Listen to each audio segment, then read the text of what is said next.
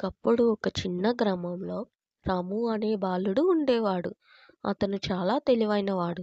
కానీ శరీర బలం మాత్రం ఎక్కువగా ఉండేది కాదు. గ్రామంలోని పిల్లలు ఎప్పుడూ అతన్ని చూసి నవ్వేవారు. నీకు చేతిలో బలం లేదురా, ఏం చేస్తావు బలం లేకపోతే అని చెప్పేవారు.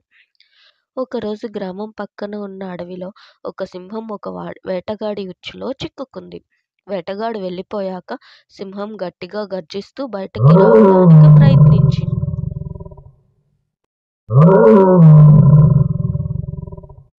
దగ్గరలో ఉన్న పిల్లలు భయపడి పరిగెత్తి పారిపోయారు. కానీ రాము మాత్రం ఆలోచించాడు. సింహం ప్రమాదంలో ఉంది. మనం తెలివిగా ఆలోచిస్తే దాన్ని కాపాడగలం. అతను ఒక పొడవైన కర్ర తీసుకొని ఉచ్చు తీయడానికి ప్రయత్నించాడు. చివరికి బాగా జాగ్రత్తగా ఉచ్చు తెరిచాడు.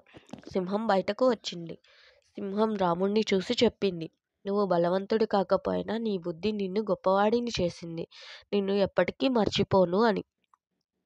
తర్వాత గ్రామానికి వెళ్ళినప్పుడు పిల్లలంతా రాముని సాహసం చూసి ఆశ్చర్యపడ్డారు. రాము నవ్వుతూ అన్నాడు, బలం కన్నా బుద్ధి గొప్పది. నీతి: బలం కంటే బుద్ధి గొప్పది. మనసు చురుకుగా ఉంటే ఎలాంటి కష్టాన్నైనా ఎదుర్కోవచ్చు. Thanks for watching. Please subscribe.